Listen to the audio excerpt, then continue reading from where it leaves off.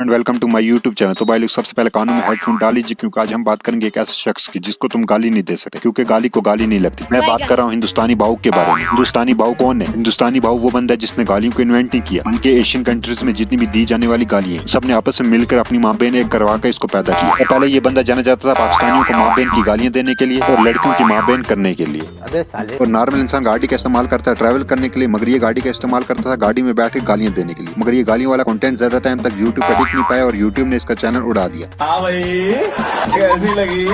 और अब हिंदुस्तानी भाऊ ने शो लाया, जिस शो का मकसद ये है कि जिस प्रॉब्लम का solution police court, high court, supreme court नहीं कर पाया, उस प्रॉब्लम का हल हिंदुस्तानी भाऊ करके देगा। तो भाई लोग तुम मुझे बताओ कि तुम अभी तक परेशान कैसे हो तुम परेशान? तुम्हें क्या लगा हिंदुस्तानी भाऊ सिर्फ एक प्रॉपर्टी डीलर है? अरे भाई मसीहा है वो पूरी दुनिया के गरीबों का। तो भाई लोग भाई ने एक शो खोला है, तुम अपनी सारी परेशानियां लेकर भाई के पास जा सकते हो, जो परेशानियां तुम पुलिस कोर्ट कचहरी में नहीं ले जा सकते हो। वो लोग ये शो में आते, हम पुलिस स्टेशन गए, कोर्ट गए, तो फिर ये समाज क्या बोले? तुम्हारी अगर नौकरी नहीं लग रही, तुम्हारी अगर शादी नहीं हो रही, तुम्हें अगर गर्लफ्रेंड नहीं मिल रही, तुम्हारा अगर खड़ा नहीं हो पा रहा, और मेरा मतलब तुम अगर अपने पैरों पर खड़े नहीं हो पा रहे, और अगर तुम्हारा बेटा तुम्हें बाप कहने से मना करता है, और अगर तुम्हें बवासीर और बताने से डरते हो, तो तुम भाऊ के पास चले जाओ। भाई लोग भाऊ तुम्हारी सारी प्रॉब्लम सुनकर भाऊ अपनी क्रिंज कंटेंट की सारी शक्तियां जोड़कर तुमको एक ऐसा सोल्यूशन देगा जिसके बाद तुम्हारी प्रॉब्लम्स का नाम निशान मिट जाएगा। मगर इसमें एक शर्त है कि तुम्हें वो सोल्यूशन लेना ही पड़ेगा, और अगर तुमने गलती से भी मना कर दिया। भाव मुझे पता था कि आप मेरी बात को नहीं समझोगे, तो लौड़े यहाँ से निकल।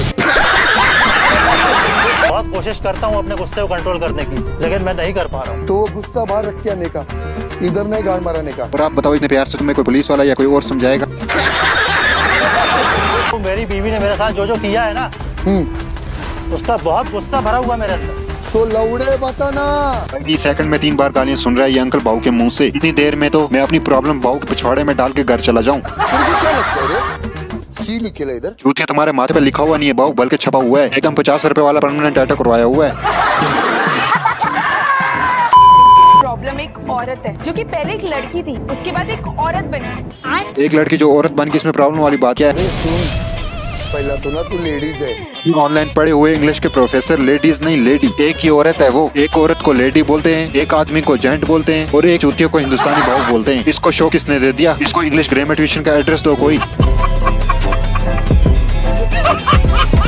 आज के तारीख में हम क्या लेवल पे पहुँचे? साला हर बीमारी की दवाई निकालिए।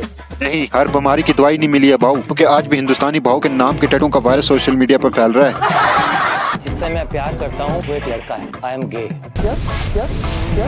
ये लफ्ज सुन के भाऊ के चांटू में भूकंप आ गया। ऐसे हैरान परेशान हो गए जैसे कोई इंसान तीसरी टांग पे चलने लगा हो। अबे छिले हुए आलू गे भी इंसान ही होते हैं, इतने हैरान होने वाली कौन सी बात है? आप वैसे हो, आप वैसे रहो। अगर वैसा रहने के बाद भी अगर कोई आपको एक्सेप्ट करता है, वो भूटानी चरस रुक जा। ये जिंदगी में क्या करना है क्या नहीं करना है, इसके लेक्चर अपने गांड में डाल के रख ले। फिर से लाइफ कोचिंग लेने का मतलब है कि अरबाज खान से एक्टिंग की क्लासेस लेना और सुनील पार से कॉमेडी सीखना। और भाई लोग ये वही बंदा है जो आधी रात को इंस्टाग्राम लाइव पे आकर माँ बहन को गंदी गंदी गालियां दिया करता था।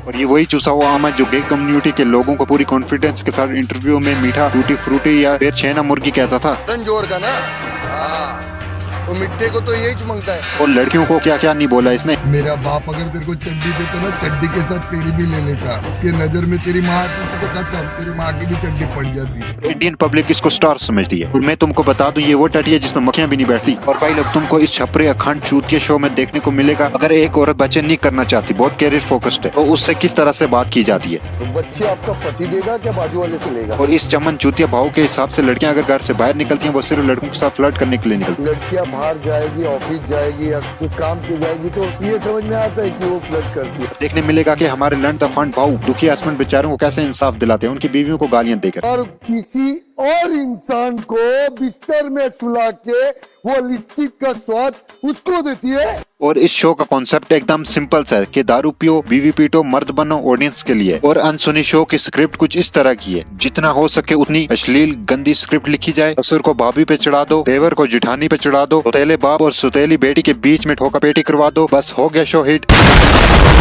इसी एपिसोड में किसी की बीवी को सेक्स वर्कर बना दिया। वर्कर वो भी खुश थे, मैं भी काम कर रही थी। इसी एपिसोड में बीवी से हुआ बच्चा उसके पति का ही नहीं है। भाव मेरा एक 23 साल का बेटा है, लेकिन आज 23 साल के बाद मुझे पता चला तो मेरा बेटा नहीं है। मेरी देवी तो राक्षस से भी कमी नहीं निकली। एक एपिसोड में एक लड़का लड़की बन जाता है क्योंकि उसके बॉयफ्रेंड को लड़कियां पसंद होती हैं, और फिर जब वो लड़की बन जाता है तो उसका बॉयफ्रेंड कहता है कि तू वापस लड़का बन जा, मेरे को लड़के पसंद है। मुझे सडनली कह दिया कि वो मेरे चेंजेस थे ना वो टेम्परेरी थे, मुझे अब लड़के ही पसंद हैं। अरे भाई, इस शो की स्क्रिप्ट कौन लिख रहा है? ऐसी स्क्रिप्ट तो सिर्फ कोई टिकटॉकर ही लिख सकता है। पूरा का पूरा शो स्क्रिप्ट है, फिर भी कुछ ऐसे लोग हैं जिनका दिमाग उनकी खोपड़ी में नहीं बल्कि उनके गोटू में है। उन्हें ये लग रहा है शो में जो हो रहा है वो असली में हो रहा है और हेल्प चाहिए। I love you sir, I am big fan, better well से इट इज फेक, नाइस बाऊ। ये कमेंट पढ़ के दिल करता है कि चप्पल को गोबर में डुबा के मारूं। अंधभक्त देखे पर इतने अंधभक्त कैसे हो सकते हो?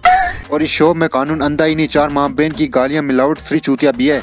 और एक एपिसोड में 2 गे लड़के अपनी दुख प्रेम कहानी सुना रहे होते हैं। उनमें से एक लड़की की बीवी अपनी याद की हुई जबरदस्ती की कहानी भी सुना रही होती है। तो हिंदुस्तानी भाव ये सुनकर हंसता है, ए भैया यहाँ तो 2 गे लड़के खड़े हैं। उसके लिए ये चीज बहुत फनी है एपिसोड में। क्या बेटा? भाई लोग, इस शो की स्क्रिप्ट के आगे तो WWE की स्क्रिप्ट ही फेल है। ये शो तो 100% ऑस्कर डिजर्व करता है क्योंकि ये शो क्राइम पेट्रोल से भी ज्यादा जल्दी केस सॉल्व करता है। सबसे फनी बात यह है कि पूरा का पूरा शो स्क्रिप्ट है, फिर भी कुछ चूतिया लोग कह रहे हैं हिंदुस्तानी भाव समाज को बदलने के लिए निकला है। अबे ये मीशो का दलाल समाज को नहीं बदल रहा। इस शो को खत्म करने के बाद इस शो से जो पैसा आएगा उससे 3 गोल्ड की चेन, 4 गोल्ड की अंगूठी, एक नई गाड़ी और 2 नए आईफोन ले लेगा, जिनको 2 डिफरेंट एंगल पर लगाकर अपनी नई गाड़ी में बैठकर 4 लड़कियों को बेकार में गालियां बकेगा। साले को बम से उड़ा दूंगा एक बार हाथ में आ जाए तो भाई लोग, जाते जाते मैं तुमसे यही कहूंगा कि हिंदुस्तानी भाव के इस शो की रीलें तुम्हें कहीं ना कहीं देखी जाएंगी। 2-4 सेकंड देकर 4 गालियां देकर स्वाइप अप कर देना। ये बड़ी अच्छी बात कही है। तो बस भाई लोग, आज के लिए इतना ही। चैनल को सब्सक्राइब करो, वीडियो को लाइक करो। मिलते हैं किसी और वीडियो में। No hate, only entertainment. Mahesh दल्ले